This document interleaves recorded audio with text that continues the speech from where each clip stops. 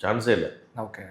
அவர் வந்ததும் அவர் வந்து செயல்படுற விதமும் அந்த ஒவ்வொரு விஷயமும் அவர் வந்து ஒன்று அனௌன்ஸ் பண்ண 200 யூனிட் மின்சாரத்தில் வந்து பெண்கள் பாதுகாப்பு, போதை ஒழிப்பு, அடுத்தடுத்து அவர் எடுத்துகிட்டு போகிற விஷயங்கள், எடுத்துகிட்டு போகிற ஸ்டைல், எடுத்துகிட்டு போகிற ஸ்பீடு, இது வரைக்கும் வந்து இந்த செக்ரட்டரியேட் வந்து இந்த ஸ்பீடில் ஒர்க் பண்ணல. இந்த இப்போ சென்ட் ஜார்ஜ் கோட்டை இந்த ஸ்பீடில் ஒர்க் பண்ணல. அப்படி 9 to 6 ஒர்க் பண்ணுது. 8:45 உள்ள இருக்கு. அதான் சொல்கிறேன். ஆஃபீஸ் போகிற மாதிரி மத்தியானம் சாப்பாடோட உள்ளே கொண்டீங்கன்னா என்ன பண்ணுவீங்க? அலறுது, கோட்டையே அலறுது. Okay okay okay. ஏன்னா அவருக்கு வந்து அது புதுசு இல்லை.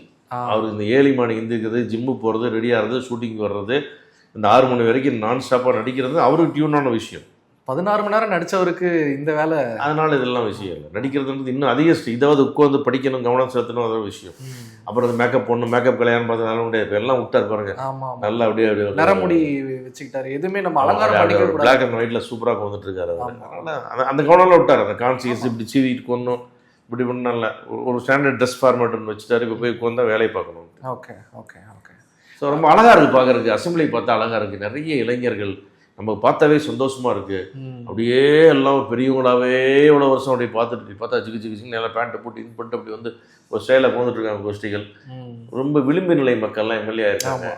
ஒரு ஆட்டோ ஓட்டணும், ஒரு சாதாரண ஒரு ரெஸ்டாரண்ட், சாதாரண மோஸ்தா வேலை பார்த்தவங்க, இப்படி எல்லாம் எளிய குடும்பத்துலேருந்து வந்திருக்காங்க. இவங்கெல்லாம் தப்பே பண்ண மாட்டாங்க. தப்பு பண்ணாலும் தண்டிக்கிறதுக்கு இன்னைக்கு தலைவர் இருக்காரு. தண்டிக்கிறதுக்கு அந்த இளைஞர் கூட்டமே ரெடியாக இருக்கும். ஆமாம். இப்போது நீங்கள் நம்ம கண்ணுக்கு தெரியாத காலத்தில் ஒரு அரசியலுக்கு வந்தாங்க, சாதாரணமாக இருந்தாங்க. அவங்களாம் பெரிய பெரிய கோடீஸ்வரன் ஆனாங்க, கோடான குடிகளை சேர்த்துட்டாங்கன்னா நமக்கு தெரியாத அன்றைக்கி மீடியா இல்லை. இன்றைக்கி வந்திருக்கிற இந்த சாதாரணமான இளைஞன் என்ன வளர்றான்னு மீடியா பார்த்துக்கிட்டே இருக்கும். அந்த கூடவே இருக்கிற இளைஞர்களை பார்த்துட்டே இருக்கும். எங்கள் தலைவர் பார்த்துக்கிட்டே இருப்பார். நீங்கள் சும்மா கொள்ளையடிச்சு சேர்த்துட்டுலாம் இனிமேல் அப்படிலாம் போயிட முடியாது. அந்த காலத்தில் செட்டில் ஆன மாதிரி இப்போ செட்டில் ஆக முடியுமா? ஆக முடியாது.